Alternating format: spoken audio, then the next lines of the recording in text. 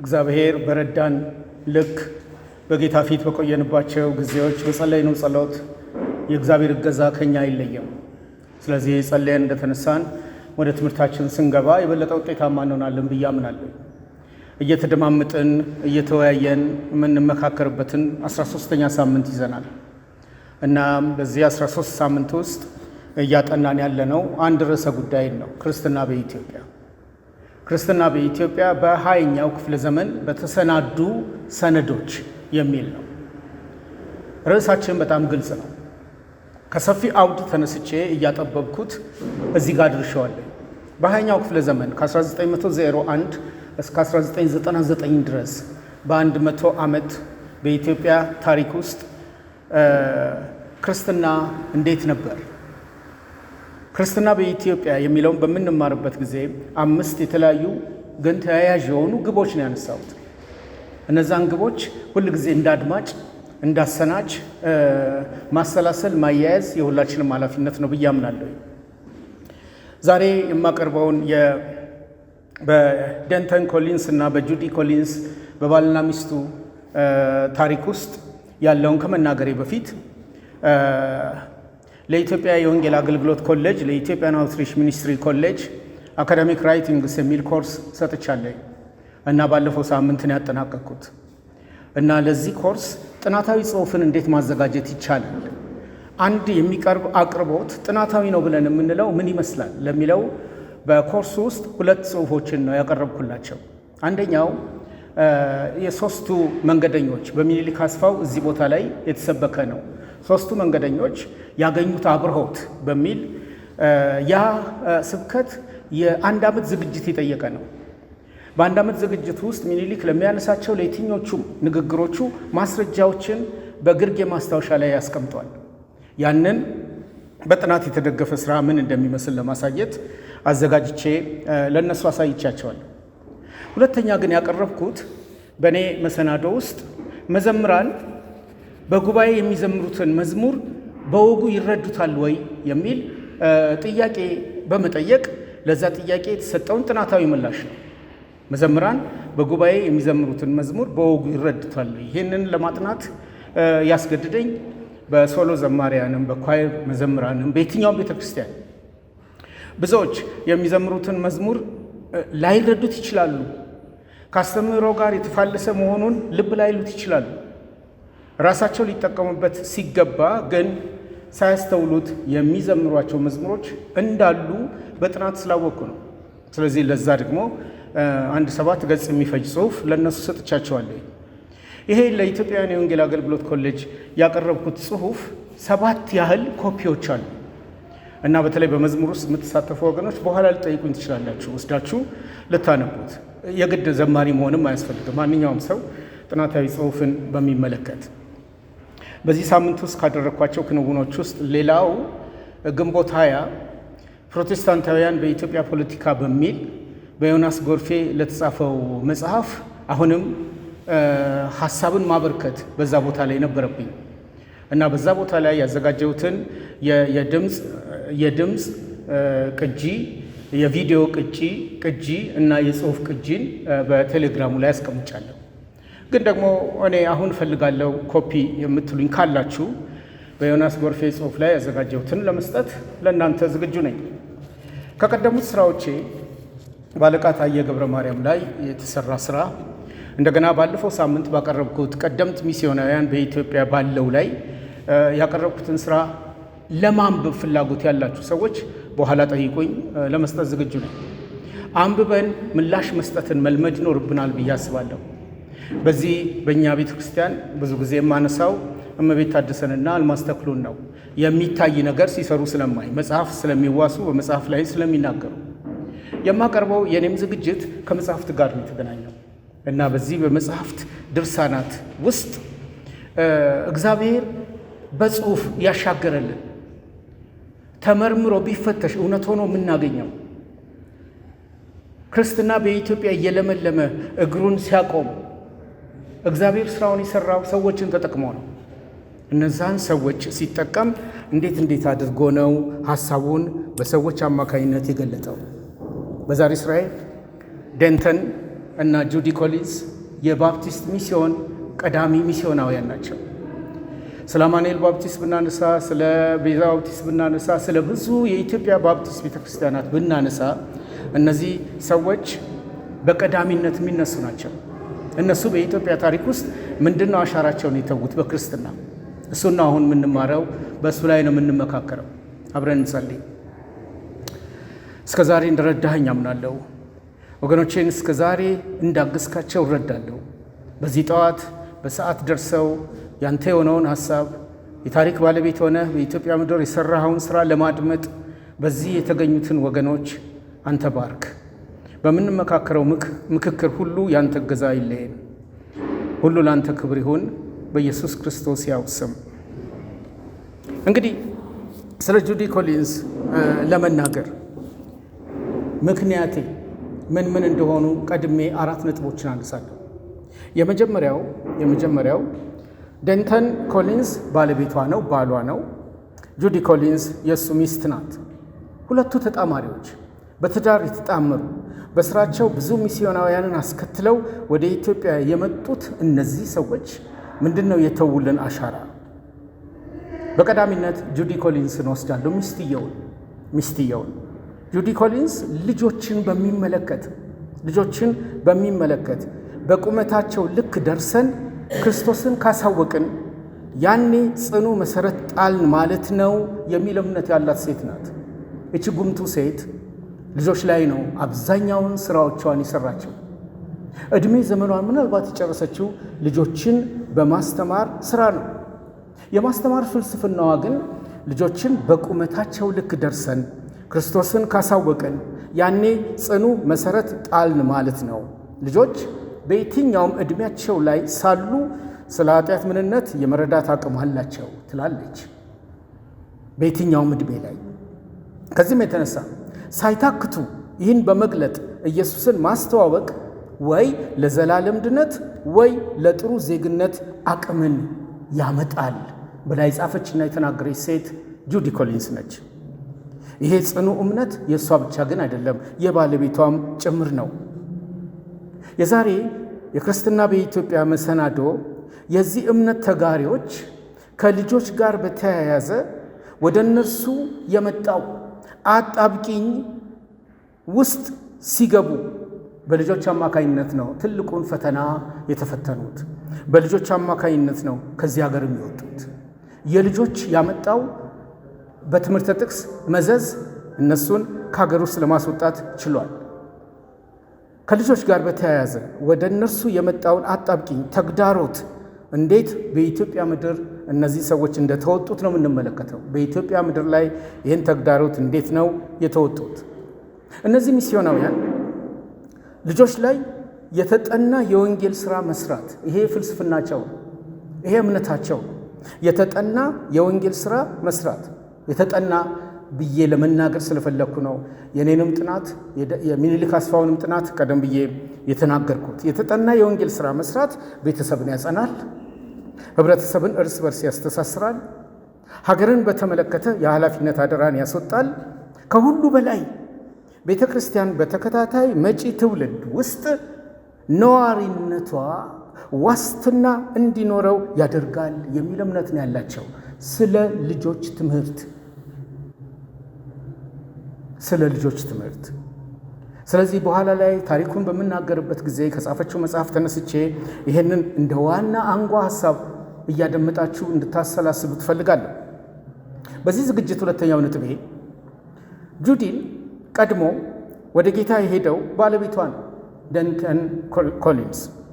በኢትዮጵያ ሳለ ይሄ ሰው የባፕቲስት ቤተ ክርስቲያን የራሷ መጋቢ ሊኖራት ይገባል በማለት የመጣበትን ተልእኮ በኢትዮጵያውያን እጅ አሳልፎ የመስጠት አቅሙን በተግባር አውሎ የሄደ ሰው ነው።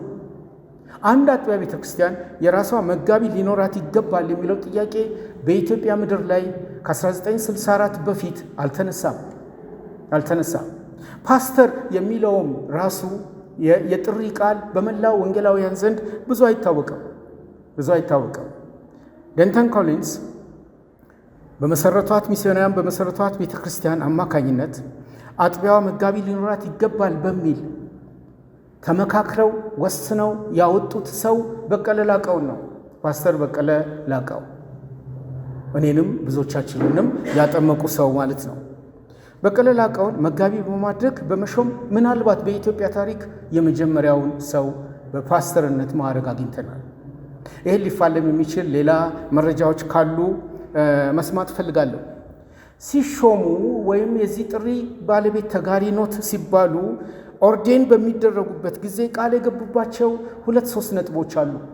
አንደኛው ሹመቱ ወይም የጥሪው ባለቤት እንዲሆኑ ሲያደርጉ ጤናማውን አስተምሮ ማዝለቅ በመቻል ፑልፒቱን ይህን አትራንሱን ላልተመሳሰለ ቤተ እምነት አገልጋይ መስጠት ልክ አለመሆኑን ቃል በማስገባት ነው የተፈጸመው። ፑልፒትን አለማጋራት የእርሶ መለያ ነው በሚል የባፕቲስት አስተምህሮ ጤናማና ንጹሕ ነው ተብሎ እስከታመነ ድረስ መጽሐፍ ቅዱሳዊ ነው ተብሎ እስከታመነ ድረስ ፑልፒትን ለሌላ ማጋራት ተገቢ አይደለም በሚለው ላይ ቃል ገብተዋል። ይህንን ጉዳይ በጣም አስፈላጊና ወሳኝ ጉዳይ መሆኑን ያስተዋልኩት የፕሮቴስታንታውያን በኢትዮጵያ ፖለቲካ የሚለውን መጽሐፍ ሳነብ ነው። ግንቦት ሮብለት ባቀረብኩት ላይ ይህን ነጥብ አንስቻለሁ። ዮናስ ጎርፌ በዚህ መጽሐፍ ላይ ከገረመው ነገር ውስጥ አንዱ ዩጋንዳ በሄደ ጊዜ አንድ ትልቅ የባፕቲስት መጋቢን አግኝቷል እና እሱ ሰው ያነጋገረውን እና የመለሰለትን መልስ ነው አሁን ማነሳላችሁ። ምናልባት በቴሌግራም ቻናል ባስቀመጥኩላችሁ ውስጥ በንግግሬ መካከል ታገኙታላችሁ። ይህንን የዩጋንዳ መጋቢ ዋቢ አድርጎ በመጽሐፉ ሲጽፍ በኢትዮጵያ ስላለው የቤተ እምነት ልዩነት መጥፋት አንስተን ስንነጋገር ይላል ዮናስ ጎርፌ፣ በኢትዮጵያ ያሉ ቤተ እምነቶች እንደ አንድ መጽሐፍ ቢገለጡ አንድ አይነት ናቸው ወደሚል ደረጃ ላይ ተደርሰዋል። ሁሉም ቤተ እምነቶች ወደ ቃለ ሕይወትም ብንሄድ፣ ወደ ሜኖናይቶችም ብንሄድ፣ ወደ ሉትራኖችም ብንሄድ፣ ወደ ባፕቲስት ቤተ ክርስቲያናትም ብንሄድ እንደተገለጠ አንድ መጽሐፍ መስለዋል እና ያ ከምን የተነሳ የመጣ ነው የሚል ውይይት ነው የሚያደርጉት። በየትኛውም አብያተ እምነት ወይም ቤተ እምነት በሚካሄድበት ጊዜ ያሉት ፕሮግራሞች ተመሳሳይነታቸውና ልምምዶቹ አንድ አይነት መሆናቸውን በማየት የእናንተ የኢትዮጵያ ቤተ ክርስቲያናት መድረካቸውን ለሌላ ያጋራሉ ወይ ነው ያለው ጠያቂው። የዮናስ መልስም አዎ፣ አንዱን ጠርተው አሰብከው 1 ወር ባልሞላ ጊዜ ውስጥ ሌላው መጥቶ ምዕራብ ከምስራቅ እንደሚርቅ የሚመስል ስብከት ሊሰብክ የሚችልበት ሀገር ነው ያለሁት ነው ያለው እና የዩጋንዳው ፓስተር የተናገረው እንደዚህ ነው። እንዴት ምስባክ እንዲጋሩ ትፈቅዳላችሁ? ምስባክ ማለት እኮ ሚስት ማለት ነው። ሰው ሚስቱን ያጋራል እንዴ? ይልቅስ አጥብቆ ይከላከላል እንጂ በማለት ነው የመለሰለት። ይሄ ትክክለኛ መልስ ነው። ፓስተር በቀለ ላቀው ቃል በሚገቡበት ጊዜ ከተናገሩትና የባፕቲስት አሻራ ቀጣይነት እንዲኖረው እና መሰረት እንዲጥል ቃል ከገቡበት ነገሮች ውስጥ ይሄ አንደኛው እንደነበረ ለማያያዝ ፈልጌ ነው። ጁዲ ኮሊንስ እና ባለቤቷ እና ሌሎችም የኢትዮጵያ ቤተክርስቲያናት በተገኙበት እኚህ ሰው ለመጋቢነት ሲጠሩ ቃል የገቡበት ቃላቸውን ጠብቀዋል አልጠበቁም ሌላ ጥናት የሚጠይቅ ሊሆን ይችላል። ቃላቸውን ላለመጠበቅ የተለየ ተጽዕኖ መጥቶባቸዋል፣ እሱም ሌላ ጥናት ይጠይቃል። ግን የባፕቲስት ቤተክርስቲያናት አሁን ማነሳላችሁ ሰዎች የባፕቲስት መሰረተ እምነት ቀጣይነት እንዲኖረው ፑልፒትን አለማጋራት ወሳኝ ነው የሚለው እውነት እንደሆነ እረዳለሁ። ሶስተኛው ነጥብ በዛሬ ዝግጅቴ የማነሳው በእነዚህ ሁለት ተጣማሪዎች ሕይወት ውስጥ ቤተሰብ የእግዚአብሔር ተቀዳሚ ተቋም መሆኑን በቃልና በኑሮ ማስተማር መለያቸው ሆኖ የዘለቀበትን ነጥብ ነው ማነሳው። ታሪኩን የቻልኩትን ያህል ሰዓት እስከ በቃኝ በምናገርበት ጊዜ ባልና ሚስት ከተጣጣሙ፣ ባልና ሚስት የእምነት አንድነት ካላቸው፣ ባልና ሚስት የመጡበትን ተልእኮ በአግባቡ የሚረዱ ከሆነ ውጤታማነት የነሱ ገንዘብ ነው የሚለው የምንረዳው በዴንተን ኮሊንስ እና በጁዲ ነው። እነዚህ ባልና ሚስት ከልጅነት እስከ እውቀት በዘለቁበት የህይወት ዘይቤ በቀዳሚነት በጋራ መጸለይ፣ በጋራ የጌታን ቃል ማጥናት፣ በጋራ በሁሉ ነገር መመካከር፣ በጋራ በመወሰን በኢትዮጵያ መኖራቸው ውጤታማ ሰዎች አድርጓቸዋል። ከዚህም የተነሳ ለብዙዎች ሕይወት መትረፍ ምክንያት ሆነዋል። ለብዙዎች ሕይወት መትረፍ ምክንያት ሆነዋል ብዬ ስል መስዋዕትነትን የሚጠይቅ እንደ መጥምቁ ዮሐንስ አንገታቸው ላይ ሰይፍ ሊያሰነዝር በሚችለው የአደጋ ቀጠና ውስጥ በእግዚአብሔር ታምነው ገብተውበታል የሚለውን ታሪክ ለማንሳትም ጭምር ነው።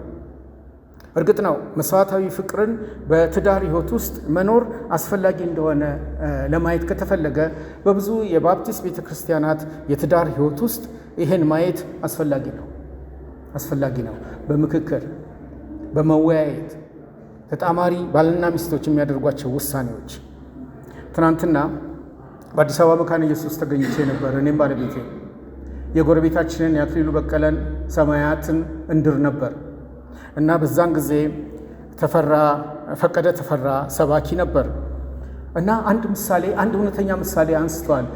ወደ ጌታ የሄዱት መስፍን ተስፋዬ ያስተማሩትን መስፍን ተስፋዬ ማራናታ የሚለውን መጽሐፍ ጽፈው ብዙ ትላልቅ ስራዎችን ሰርተው ያለፉ በባፕቲስት ቤተክርስቲያን ውስጥ መጥር የሆኑ ጉምቱ ሰው ናቸው። እኚህ ሰው ባለቤታቸውን መኪና ገጭተውን የገደለባቸው ያ የገደለባቸውን ሰው ሄደው እቤቱ ድረስ ከልጆቻቸው ጋር አውቃ አይደለም ሚስቴን የገጨው ይቅር ብለንሃል ብለው ነፃ ያወጡ ሰው ናቸው እና እሱም በጌታ ሕይወቱን እየመራ አሁን በሕይወት ይኖር አይኖር አላውቅም። እሳቸው የተናገሩት ንግግር አንድን ትዳር አንስተው ዋቢ ጠርተዋል። 50 ዓመት በትዳር ላይ ኖረዋል ባልና ሚስቱ እና በ50ኛው ዓመት የጋብቻ በዓላቸው ላይ ጋዜጠኛ ጥያቄ ሲጠይቅ በመካከላችሁ ምንም ኮሽ ያለ ነገር የለም፣ ትዳራችሁ ለ50 ዓመት ሲዘልቅ ማናችንም በእናንተ ላይ ወቀሳ ሰምተን አናቅም፣ እንዴት ነው ትዳራችሁ ውጤታማ የሆነው ብለው ጠይቋቸዋል። እና ባልየው ያው ቆረጥ ያለ አጠር ያለ መልስ ነው የመለሰው፣ ተፋቅረን ስለምንኖር የሚል። ሚስትየው ግን አይደለም የዛሬ 50 ዓመት የሆነውን ልናገር ነው ያለችው። የዛሬ 50 ዓመት ትዳር ሲመሰርቱ አባትየው የሚወደውን ፈረስ ነው የሰጣት። እሷ ፈረስ ትወዳለች፣ ፈረስ መጋለብ ትወዳለች። እና በትዳራቸው የመጀመሪያ ዓመት ላይ ሁለቱም ወጣቶች ፈረሳቸውን ጭነው ሲጋልቡ ውለው ሲመለሱ ለመሄድ የእሷ ፈረስ ቁጭ ባለበት አልነሳም አለ። የምትወደው ፈረሱ አልነሳም ነው ያለው። እና እየመሸ ሲሄድ ባሏ ያነጋግረው ጀመር። ትነሳለህ? ተነስ፣ ካልተነሳ የማደርገውን አውቃለሁ ነው ያለው። እና መቁጠር ጀመረ። 1 ብሎ ልክ እንደ ሰው አልተነሳም። 2 አለ፣ አልተነሳም። 3 አለ፣ አልተነሳም። በሽጉጥ መጥቶ ገደለው። አበደች።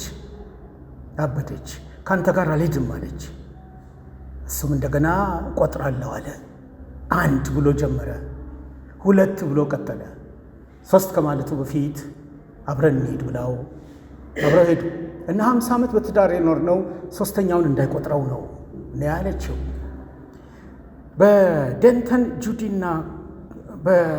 በዴንተን ኮሊንስ እና በጁዲ ኮሊንስ ሕይወት ውስጥ ግን ይህ አይደለም። እየተናበቡ የኖሩ ባልና ሚስት በኢትዮጵያ ታሪክ ውስጥ ተገኝተው ውጤታማ ስራ ሰርተው ክርስትና በኢትዮጵያ የተጻፈ ታሪክ እንዲኖረው ያደረጉ ጥምሮች ናቸው።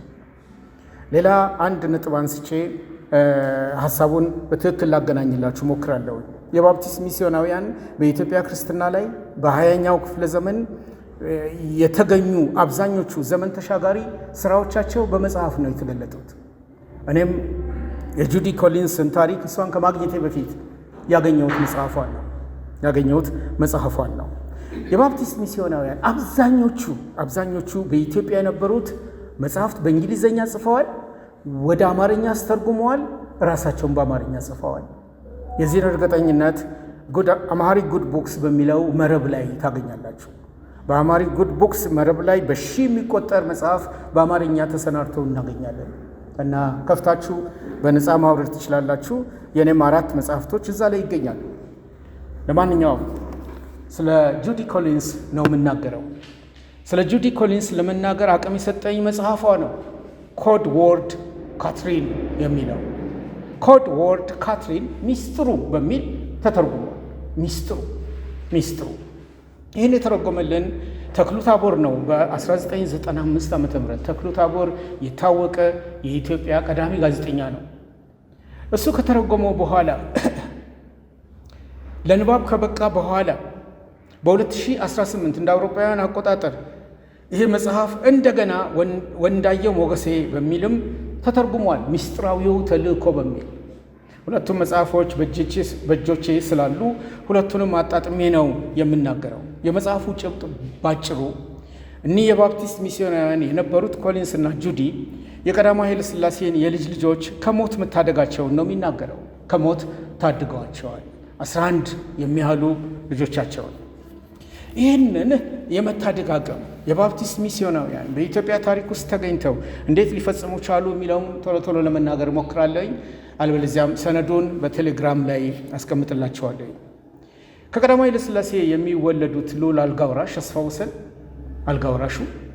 አልጋ ወርሳለሁ ብለው ለብዙ ዓመታት ኖረዋል። ግን አልጋ ሳይወርሱ የቀሩ የሚያሳዝኑ ሰው ናቸው። ለማንኛውም እኚህ ልዑል አልጋ ወራሽ አስፋወሰን ልዕልት እጅጋየውን ወልደው ሳሚ፣ ራሔልና ምህረት፣ አስቴር፣ በክሪ፣ ይስሐቅ የሚባሉ እንደዚሁም የልጅ ልጆች የመንግስት ለውጥ በተደረገ ጊዜ በአዲስ አበባ ከቤተሰቦቻቸው ጋር ይኖሩ ነበር። የልዕልት ተናኘ ወርቅ ኃይለ ሥላሴ ልጅ ከሆነችው ከልዕልት አይዳ ከራስ ስዩም መንገሻ ጋር እንደገና ደግሞ ከአፄ ዮሐንስ ከትልቁ ንጉሥ ጋር የሚገናኝ አራተኛ ቤተሰብ ነው። ከልዕልት አይዳ መነን የተባለች ልጅ አላቸው። ከልዕልት ሰብለ ደግሞ የሚወለዱ ሌሎች ትናንሽ ልጆች ነበሩ፣ ሎሊ፣ ኮከብና አመሃ። እነዚህ ልጆች በሞግዚት እጅ ነበሩ። ዕድሜያቸው ከ18 ዓመት እስከ 10 ወር ነው። እነዚህ ልጆች ጠባቂ ድንገት ያጡት ይጠብቋቸው የነበሩት ወይዘሮ ጽጌ ድንገት አምፖል ሲያስተካክሉ በዓይናቸው ላይ ስለፈነዳም ጭምር ነው። ከዚህ በኋላ ልጆቹን ለማስተናገድ ሴትዮዋ እንደማይችሉ ወይዘሮ ጽጌ የሳንፎርድ ትምህርት ቤት የኮሎኔል ሳንፎርድ ልጅ ካዝበን የምትባለዋ የትምህርት ቤቱ ርዕሰ መምህር ጁዲ ኮሊንስ በሳንፎርድ ትምህርት ቤት ፕራይመሪ ታስተምር ስለነበር እሷን ጠራቻት። የቀዳማዊ ኃይለ ሥላሴ ልጆች በአደጋ ላይ ናቸው። አንቺ ክርስቲያን እህት ነሽ። እነዚህን ልጆች በአንቺ ቤት ለጥቂት ጊዜ ቢኖሩ ምን ይመስልሻል የሚል ጥያቄን ያቀረበችላት እና ጁዲ ተጨንቃለች። ይሄንን ከባለቤቴ ጋር ሆኜ ካልመከርኩበት በቀር ለአንቺ መልስ መስጠት አልችልም ነው ያለችው። ባልና ሚስት ተመካክሮ የመወሰን አቅጣጫን ቅድም ባነሳሁላችሁ ነጥብ ውስጥ የሚጀምረው እዚህ ጋር ነው። ከእሱ ጋር ተመካክሬ መልስ ሰጥሻለሁ እና ወደ ቤት በገቡ ጊዜ ይሄን ሀሳብ ነው ያቀረበችው። ወሬውን ልጆቿን ይዛ ታወራው ስለነበር የልጆቿ ምላሽ እነዚህ ልጆች እናቃቸዋለን የሚል ነው። ስማቸውን እየጠቀሱ ነው የሚናገሩ የነበሩት ልጆቿ። በዚህ ሂደት ውስጥ እያለ ይሄ ጥያቄ ለደንተን ለወንዱ ሚስዮናዊ ከባድ እንደሆነ ነው የተናገረው። ከፖለቲካው ጋር ሊተሳሰር ይችላል። የመጣንበትን የሚስዮን ተልእኮ ሊያጨናግፈው ይችላል። ስለዚህ በደንብ ማሰብ ይኖርብናል ይላት ጀመር። የደርግን ዘመን ምናልባት የደረሳችሁበትና ያላችሁ እንደምታውቁት መስከረም 2 1967 ከስልጣን የተነሱት ቀዳማዊ ኃይለ ሥላሴ በፊኛ የሽንት ፊኛ መታወክ ሞተዋል።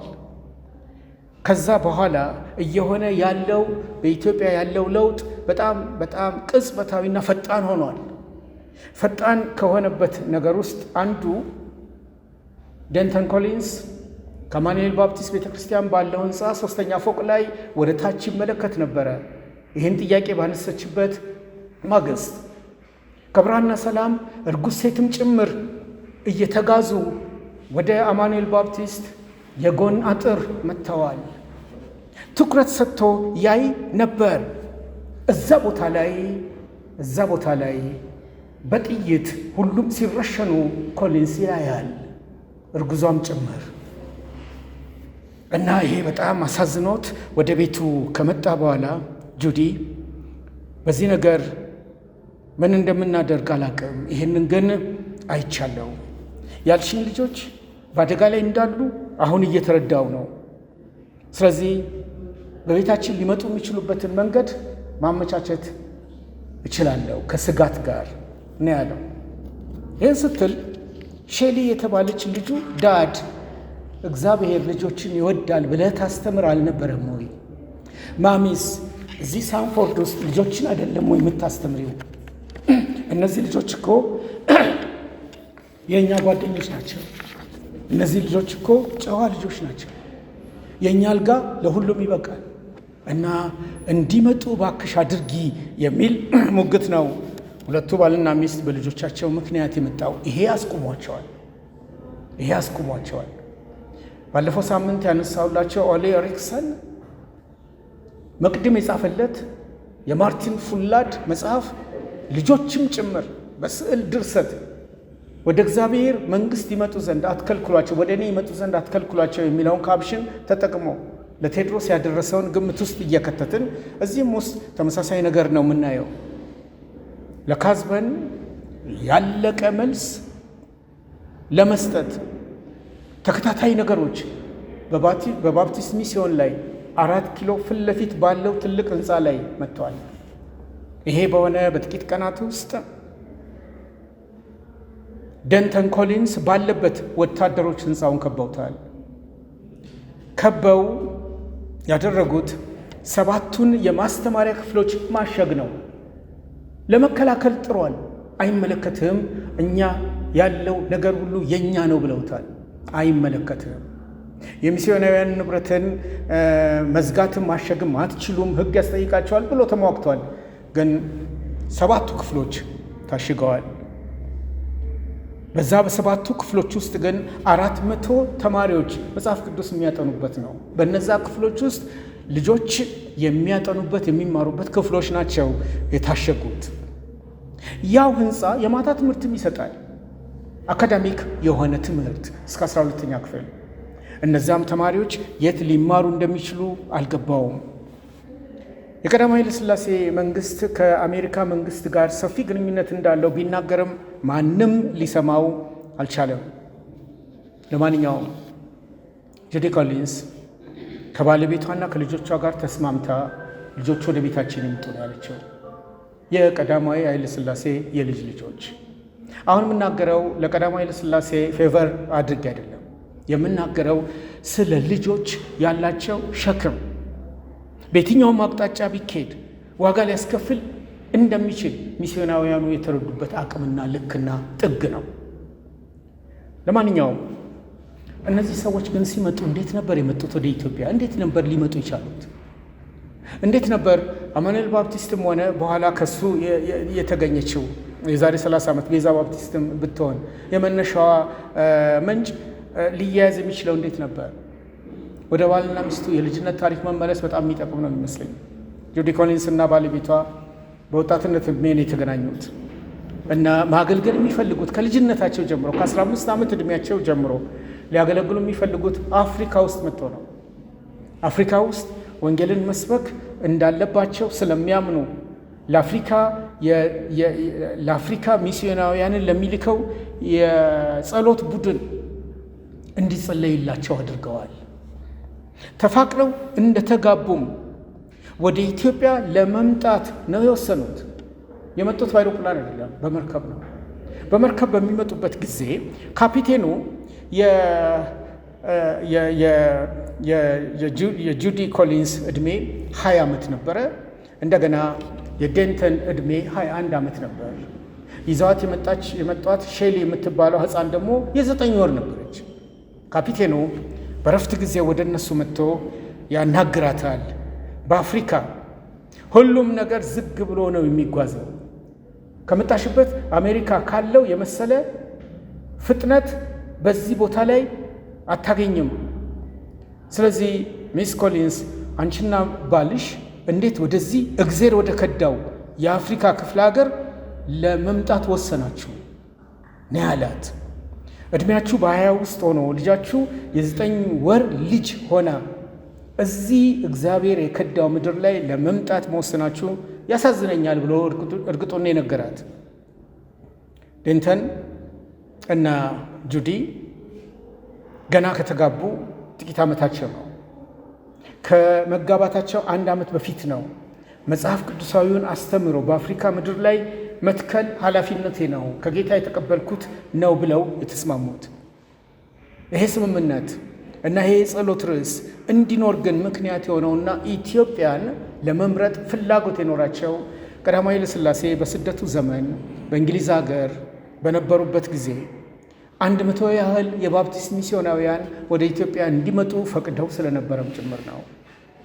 ከ100 ሚስዮናውያን የመጀመሪያዎቹ ሆነው የመጡት እነዚህ 2 ሰዎች ናቸው።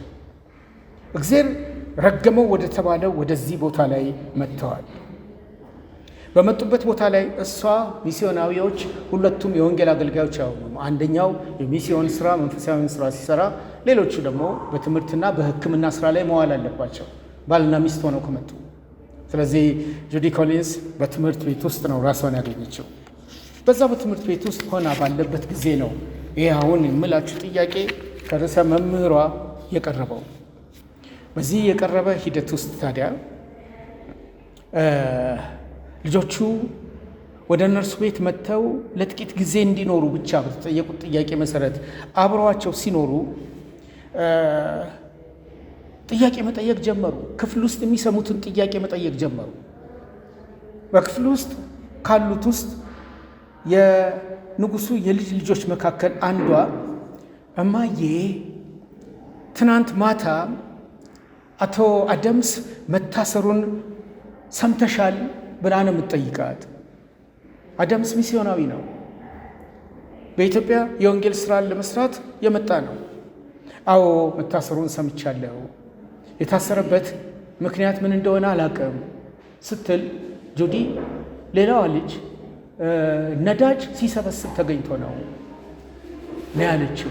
ነዳጅ ማከማቸት ሚስዮናዊው አድርጎ ስለነበር በዚህ ጊዜ ውስጥ ብሬንት ልጇ ወንድ ልጇ እዚህ ከመጡ በኋላ የተወለደው ልጅ የአባቱ ጉዳይ ያሳስበዋል። አባቴ የሚታሰር ይሆን? አባቴ ሲታሰር ምንድን ነው የሚፈጠረው የሚል ጥያቄ ከግራም ከቀኝም ነው የገጠማት። በዚህ ጊዜ ጁዲ ያደረገችውን በቅደም ተከተል መናገር የልጆች አስተማሪ የሚያደርገውን ጥበብ ያሳየኛል። ምን ነበር ያደረገችው? በዙሪያ ያሉት ልጆች ብዙ ጥያቄዎች በጠየቋት ጊዜ ልጇ እማ ይህን ሰውዬ እንዳሰሩት አባዬንስ ቢያስሩት ምን ይደረጋል? አባዬም እኮ ሚስዮናዊ ነው ባለ ጊዜ በቀስታ የብሬንት ጥያቄ ለመመለስ ከመሞከሬ በፊት ለአፍታ በዝምታ አሰብኩ ነው ያለችው። ከዛስ በዚህ ጊዜ ሼሊ ልጇ ናት፣ የበኩር ልጇ ካልጋዋ ወርዳ ከሎሊ ጎን እጥፍጥፍ ብላ ተቀመጠች። መነንና ኮከብ ግን አልጋቸው ላይ ነበሩ። መነንና ኮከብ እናንተም ወደኛ ኑ አልኩኝና አጠገቤ ያለውን የአልጋ ክፍል ቸብቸብ አደረግኩት። የኮከብን ትንሽ ፊት በእቅፌ ስር ወተፍኩት። ጁዲ ናቴን የምታደርገው አሁንም ቢሆን ትንሽ ልጅ ነው የምትመስለው። እርሷን አቅፌ ውስጥ አስገብቼ ፈገግ ብዬ አያቸው ጀመር። መነን በተጣበበው አልጋ ላይ ቦታ አግኝታ ቁጭ ስትል ኮከብን ጥብቅ አድርጌ ወደ ሰውነት ያስጠጋዋት። በዚህ ወቅት ክርስቶስ በጣም አድርጎ እንደሚወደን ማስታወስ ይኖርብናል አለቻቸው። በዚህ ወቅት ክርስቶስ በጣም አድርጎ እንደሚወደን ማስታወስ ይኖርብናል። ልክ እኔ አሁን ኮከብን እንዳቀፍኳት እርሷም በእቅፍ ውስጥ አስገብቶ እሱም ሁላችንን በእቅፍ ውስጥ አስገብቶ ይከላከልልናል። እያንዳንዳችሁንም እኔ ከምወዳችሁ በበለጠ እርሱ ይወዳቸዋል፣ ዕለት በዕለት ይጠብቃቸዋል። ያ ማለት ታዲያ ፈጽሞ ወደ እስር ቤት ልንገባ አንችልም ማለት አይደለም። ነገር ግን ብንታሰርም እንኳ እዛም አብሮን ይኖራል። ፈጽሞ ላይተወን ቃል ገብቶልናል። የምላችሁን ተረድታችኋል? ነው የምትላቸው። በዚህ ጊዜ እማማና አባባ እስር ቤት ውስጥ እያሉም ይጠብቃቸዋል። ወላጆቿ ሁለቱም እስር ቤት ስለወረዱ የኮከብ ጥያቄ ነው። እንዴታ በደንብ ይጠብቃቸዋል፣ ይንከባከባቸዋል እንጂ ኮከብ። ይህንን ማመንና በእግዚአብሔር መታመን አለብን። እርሱ ስህተት ብሎ ነገር አያውቅም። በዚህ ጊዜ ሎሊ ጣልቃ ገብታ እማዬ አበባን ሊያስሯት ሲመጡ ፈርቼ ነበር አለች። አበባን ሳንፎርድ ውስጥ ተዋውቂያታለሁ። ከኔ ቀድማ ከዓመታት በፊት ጡረታ ያወጣች ናት። በጌታ የሆነች ልጅ ነች አበባ። እሷን ሊያስሯት ሲመጡ ፈርቼ ነበር አለች። እኔም ፈርቼ ነበር። የእናትየው ቃል ነው። እኔም ፈርቼ ነበር፣ ሰው መሆኗን የሚያሳይ ምንንም ራሷን በመነቅነቅ እኔም ፈርቼ ነበር። በዚህ ሰዓት ሁላቸውንም ወደ እኔ እንደገና አሰባሰብኳቸው። ጆዲ ደግማ እኔም ፈርቼ ነበር። በእግዚአብሔር ታመኑ ብለን ስንነግራችሁ ልጆቼ ምንም አንፈራም ማለት እኮ አይደለም። ከዛ ይልቅ ነገሮች እኛ ከፈለግነው ውጭ የሚሄዱ በሚመስለን ጊዜም ቢሆን በእርሱ ተማመኑ ማለቴ ነው። እንደሚወደንና ለእኛ እንደሚጠነቀቅ አትዘንጉ ነው የምላችሁ። ብራይንት አባዬ ቢታሰር ምን ማድረግ አለብን ብለ ጠይቀ ነበር። የገዛ ልጇን ነው የምጠይቀው። በመጀመሪያ ያ እንዳይሆን እንጸልያለን። ድንገት እንደዛ ቢሆን ግን እግዚአብሔር ከአባት ገን ሆኖ እንደሚንከባከብ ማመን አለብን። ለሎሊ ለመነን እና ለኮከብ ወላጆች ብርታትን የሰጠ ጌታ እርሱንም ያበረታዋል። ሁላቸውም በጸጥታና በጽሞና ያደምጡኝ ነበር ትላለች። ሊመነዘር የሚችል ገለጣ ነው ይሄ። በልጆች ልክ መውረድ፣ በቁመታቸው ልክ መድረስ የሚለውን እምነቷን ነው እያጋራች ያለችው። ይህን የመሰሉ መጽሐፉ በርካታ ምሳሌዎችን በውስጡ ይዟል እና የልጆች አስተማሪዎች በተለይ ይህን መጽሐፍ ወስዳችሁ ብታነቡት የአንድ የልጆች የማሳደጊያ ማሰልጠኛ ሆኖ ነው የምታገኙት። በአንድ አይነት አጋጣሚ ወታደር ቤታችን ውስጥ ቢመጣ፣ ማስጠንቀቂያ ነው የምትነግራቸው፣ ቢመጣ ሁላችሁም ጸጥ ማለትና መረጋጋት ይኖርባቸዋል። ይህ ምን ያህል እንደሚከብድ ይገባኛል። ለልጆች ይሄ ከባድ ነው ይገባኛል። ሆኖም ግን መጎበዝ ይሻላል። መፍራታችንን ካወቁ ወይም ለማምለጥ ከሞከርን ሊቆጡና ጉዳት ሊያደርሱብን ይችላሉ። አልጋ ውስጥ ከሆናችሁ ዝም ጸጥ ማለት ይበጃል። ወታደሮቹ የሚሉትን ማድመጥ ይገባል። በድንገትም ዱብ ብላችሁ አትውረዱ። ባለፈው ወሰነ ትምህርት እዚህ ትምህርት ቤት እንግሊዝ ትምህርት ቤት የሚማረው ልጅ ወታደሮች ቤቱ ሄደው ፍተሻ ሲያደርጉ ያደረሱበትን ነገር ለሁላችሁም ላስታውሳችሁ ፈልጋለሁ። በፍርሃት ተውጦ መብራት ለማብራት ካልጋው ዱብ ሲል ወታደሩ ተኩሶ ገደለው። ልባችሁ ምንም ያህል በፍርሃት ቢታመስ እና መሮጥ ቢያስከትላችሁ ባላችሁበት ሆናችሁ በጸጥታና በእርጋታ በመቆየት ሁሉን ማሳለፍ ምን ያህል ጠቃሚ መሆኑን መረዳት ይኖርባቸዋል እያለች ነው ስታሰናዳቸው የነበሩት። እነዚህ 11 ልጆች የወጡበትን ታሪክ ሰፊውን እናንተ ከመጽሐፉ እንድታገኙ ታግባባቸዋለሁ። ለማንኛውም መጽሐፉ ተጽፎ ለንባብ በሚበቃ ጊዜ ዓለም ሁሉ በዛ መጽሐፍ ላይ ነው ያተኮረው። ታላላቅ መጽሐፍትን የሚያስተዋውቁ ተቋሞች የጁዲ ኮሊንስን ዘ ኮድ ወርድ ካትሪንን አድንቀው ጽፈዋል። በተለይ አንደኛው የጻፈው የሚያስገርም እውነታን ነው። ለልጆች ፍቅር ያላት ጁዲ ኮሊንስ እና ዴንተን ልጆችን በመታደግ ለዓለም ምሳሌ ሆኑ የሚል ጽሑፍ ነው የጻፈው በኢንዶርስ ባደረጉላቸው በመጽሐፉ ጀርባ ላይ። ይህን ላነሳላችሁ የምፈልገው እነዚህ ሰዎች መስዋዕታዊ የሆነውን መንገድ ተጠቅመው ሕይወታቸውን አሳልፈው ሰጥተው እነዚህ ልጆች ለማዳን የወሰዱት መንገድ ምን ነበር? የባፕቲስት ሚስዮናውያን በኢትዮጵያ ታሪክ ውስጥ ስናነሳቸው እኛ መስዋዕታዊውን መንገድ አልከፈልን ቢሆን የቀደሙት ግን የሄዱበት ጎዳና በጣም ጫና የሞላበት እንደነበር እንድታቁትና እንድናቀው እያግባባው ነው ያለሁት።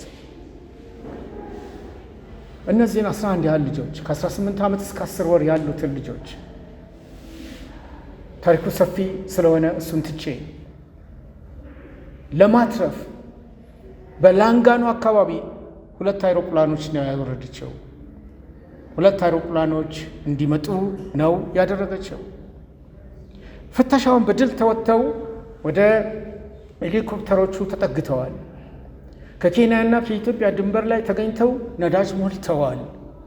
ከዛ ኬንያ ገብተዋል። በዛ ባሉበት የአሜሪካ መንግስት እነዚህ ልጆች ለመቀበል ፍቃደኛ አልነበረም። አሜሪካውያን ሚስዮናውያን ደንተን ኮሊንስ እንደፈራው ሊሆን ይችል ይሆናል። የአሜሪካ መንግስት ግን እሷ ይዛቸው ኬንያ የገባቻቸውን ልጆች ለመቀበል ፍቃደኛ አልነበረም። የጀርመን ኤምባሲ ልጆቹን ለመቀበል አልፈለገም። የስዊድን መንግስት ግን የስደተኞች ጉዳይ ኃላፊዎች ተባብረዋታል። ከዚያም ስዊድን ገብተዋል። ከዚያም አሜሪካ ገብተዋል። ከእግዚአብሔር ጋር መሟገት፣ መጸለይ፣ እድሎችን ሁሉ ለመጠቀም መጣር የታሪኩ አብይ አካል ነው።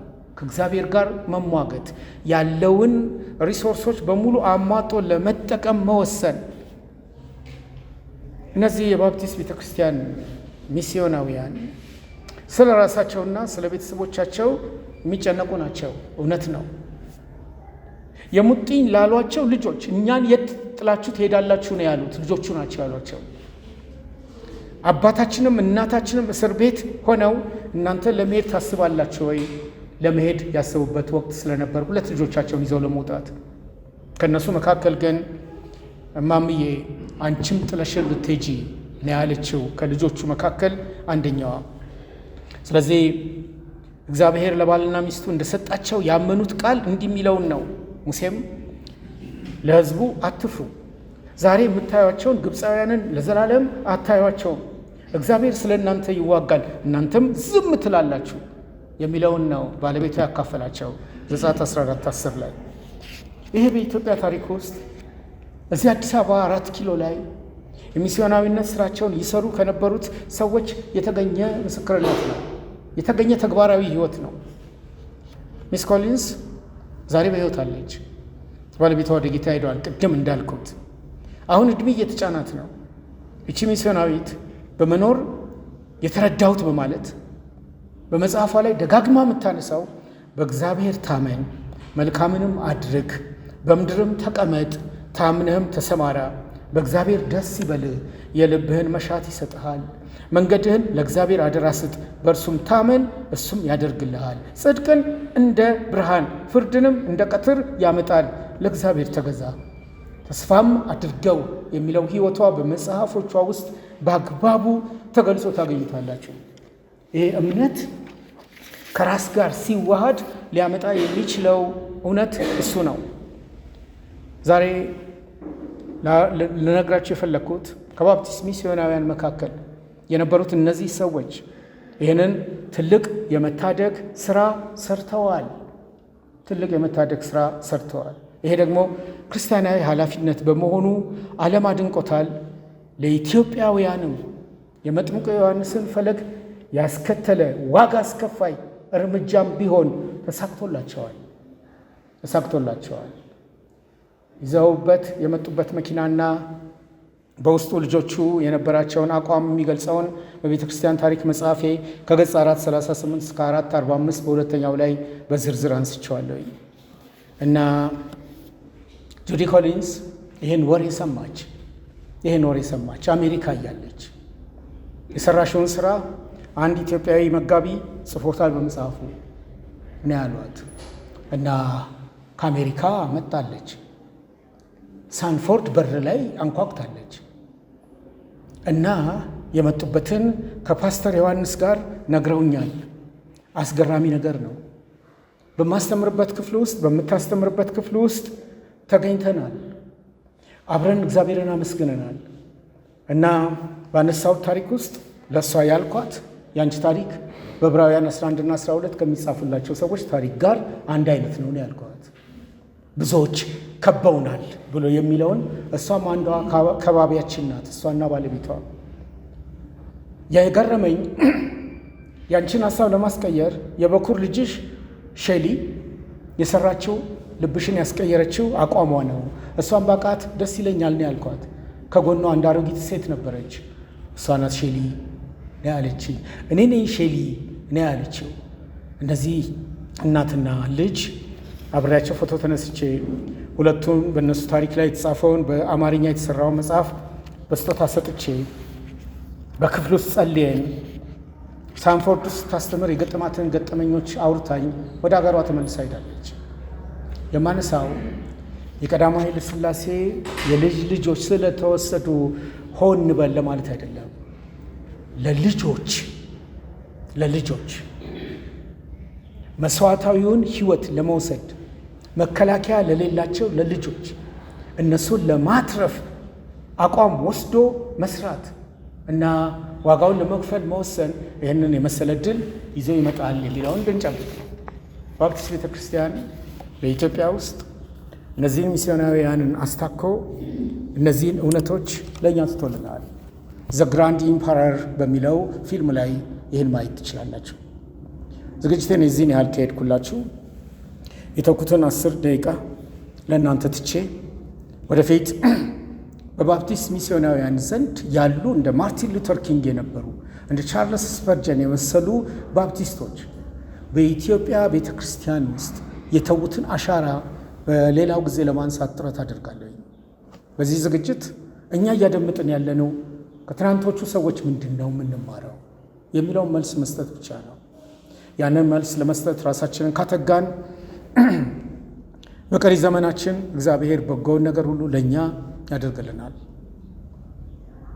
ሀሳብ፣ ውይይት፣ ጥያቄ ካለን በዚህ ላይ ማዳበሪያ ነጥቦች ካሉ መስማት እፈልጋለሁ። በነገራችን ላይ አንዳንዶች እንደሚሉት የ4 ኪሎ ህንፃ ሳይመለስ ለዘመናት የቆየው በዚህ ልጆችን የመታደግ ሂደት ውስጥ በመጣጣጣ ነው ይባላል። በመጣጣጣ ህንፃው ተወርሶ ከሆነ ግድ የለኝም። ከ11 ልጆች 4 ኪሎ ፊት ለፊት ያለው ህንፃ አይበልጥም። ህይወትን፣ ሰውን መታደግ በላጭነት ይኖረዋል። ከነዚህ የልጅ ልጆች ውስጥ አሁን ትላልቅ ሰዎች ሆነዋል። ከእነርሱ መካከል የእግዚአብሔርን ሀሳብ የተረዱ ባለፈው ማጊ በጠየቀኝ መሰረት በንጉሳውያን ቤተሰብ ውስጥ የመጽሐፍ ቅዱስ ጥናቶች ይደረጉ እንደነበረ የምናውቀው በዚች ሰው የህይወት ታሪክ ውስጥ ነው። ስለዚህ ንጹሕ ወንጌል በነገስታት መካከል እንዲንሸራሸር እግዚአብሔር ይህን አድርገዋል። አንድ ረስቼ የነበረው ነገር ለንደን ላይ ጁዲ መሄድ ነበረባት። ይህን ስራ ለማጣደፍ ለንደን ሄዳ ወደ ኢትዮጵያ መመለስ ነበረባት። ለንደን ሄዳ ወደ ኢትዮጵያ ስትመለስ የምትገናኘው ቅድም አንስቼላችሁ ከነበሩት 4ኛ ሰው ጋር ነው። እኛ 4ኛ ሰው ማን እንደነበሩ ብነግራችሁ ጥሩ ነው። ስለ አፄ ዮሐንስ ስንቶቻችሁ የምታውቁት ነገር አለ? አፄ ዮሐንስ በምኒልክ ዘመን የነበሩ ሰሜን ኢትዮጵያን በንጉስነት ይገዙ የነበሩ ናቸው። የእሳቸው 4ኛ ልጅ መንገሻ ስዩም ናቸው። መንገሻ ስዩም ደግሞ የቀዳማዊ ኃይለ ሥላሴን ልጅ ያገቡ ናቸው። ከቀዳማዊ ኃይለ ሥላሴ ልጅ ደግሞ ልጅ ወልደዋል። ያቺ ልጅ ከእነሱ መካከል የታገተችዋ ናት እና ወደ እሳቸው ቤት ለንደን መሄድ ነበረባት። ኢዲዩ የሚባለውን ደርግን የሚቋቋመውን ተቃዋሚ ፓርቲ ማለት ይችላለሁ የመሰረቱት ሰውዬ መንገሻ ስዩም እሳቸው ቤት ተገኝታ የአፄ ዮሐንስ 4ኛ ልጅን ለማየት ጓጉታ ነበር። ግን ሰውየው አልመጡም። ልጆቻቸው መጥተዋል። እጓዳ ግን አንድ አጭር ሰውዬ ይንጎዳጎዳል። ያ አጭር ሰውዬ የቤት ሰራተኛ ነው ብላ አስባለች። የእሳቸው ልጆች መጥተው ሚካኤልና ርብቃ መቼም አባታችንን ለማየት ጓጉተሻል አይደል ነው ያሏት። አሁን ጓጉቻለሁ፣ ያውልሽ ዕቃ የሚያጥበው እሱ ነው። እና መንገሻ ስዩም መጥተው ተዋውቀዋታል። ደንግጣ ነበር። በኢትዮጵያ ለባሎች የሚሰጠው ለወንዶች የሚሰጠውን ቦታ ታውቃለች። ከንጉሳዊ ቤተሰብ ውስጥ ደግሞ እንዲህ ጓዳ ገብቶ ዕቃዎችን ሲያጥብ የምታገኘው ራስ መንገሻ ስዩምን መሆኑን አልጠበቀችም። ለማንኛውም የእነዚህ ልጆች የመውጣት ታሪክ የእሳቸውም እጅ አለበት። እገዛ አለበት። እሺ